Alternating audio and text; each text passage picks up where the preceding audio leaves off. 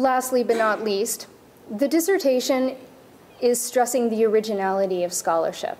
Okay? One of the major elements that it must include.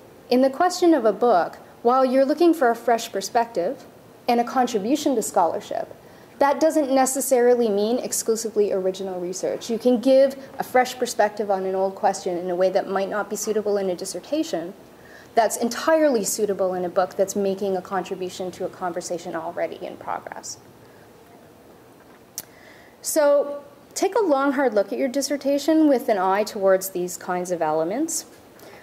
Looking for that narrative or through line, whether you have that already in place in your dissertation or whether there's potential to develop that out of the chapters that you already have.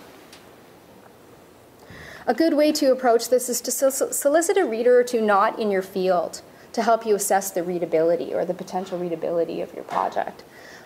They can give you a real fresh perspective on that question of narrative and through line.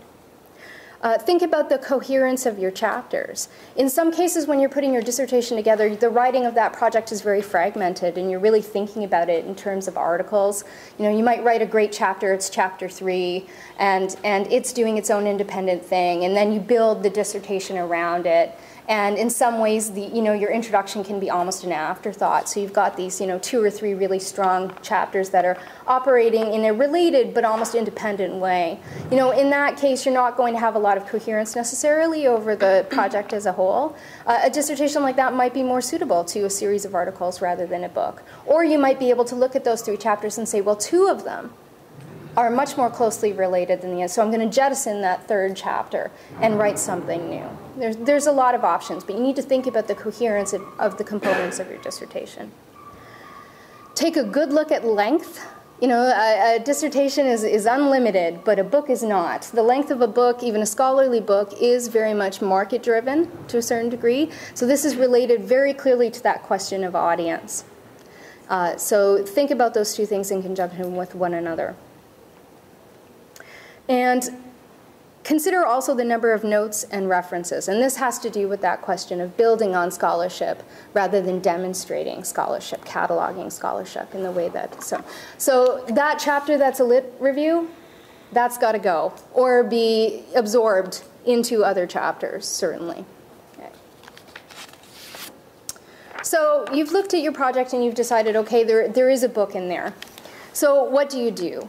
The first step, I think, is to take some time. Take a few weeks, at least a few weeks, if not a few months, away from your project to gain a little bit of objectivity on your work so that you can come back to it with fresh eyes and really make some of these difficult estimations about the revisability of that project into a book.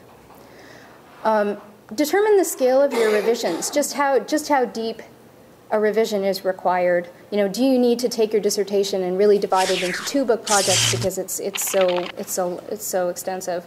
Are you going to need to include new chapters? Are you looking at really significant rewrites of good portions of the manuscript? Or are you looking at more of a cosmetic revision where you're bringing the notes up to date, you're eliminating some of the examples, and just generally cleaning up the manuscript? So once you've decided, you've taken a good look at that, you can start to make a schedule for yourself, a plan for the work, and I think that this is really important.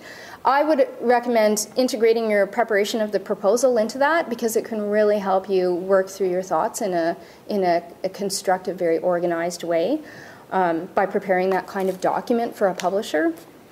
Part of that is preparing a task list for each chapter in which you address the comments of anyone who's read your manuscript. So your committee, if you've gone ahead and solicited other readers outside of your area to sort of give you their opinion, that sort of thing. If you have a very generous publisher who has the time to take a look at that, most of us don't, but you never know. Taking that into account. Most importantly, plan, if you're going to work the dissertation into a book, do it right away. Don't let it languish for years. Make a plan that allows you to complete that revision in a timely manner. It can get out of hand very, very easily. So I would recommend making a plan for yourself that really allows you maybe about a year for those revisions. If the scale of the work is a lot further beyond that, you may want to consider what else you might want to do with that dissertation. And I think Randy's comments about what's best for your career are key there. You're just, the dissertation is right at the beginning of your career. It's important to think about what it is you need. What do you need in order to get a job? What do you need in order to advance through the structure of your department? So consulting with your advisor, consulting with your department head, if you're in the position of having a job, is very important about what's most efficient for your career, what's going to serve you and your work in the best possible way. So it's important to be honest with yourself about those questions. And if you decide to step away from your dissertation in terms of a book project, not to see that in any way as a failure. It may indeed be the best choice for you.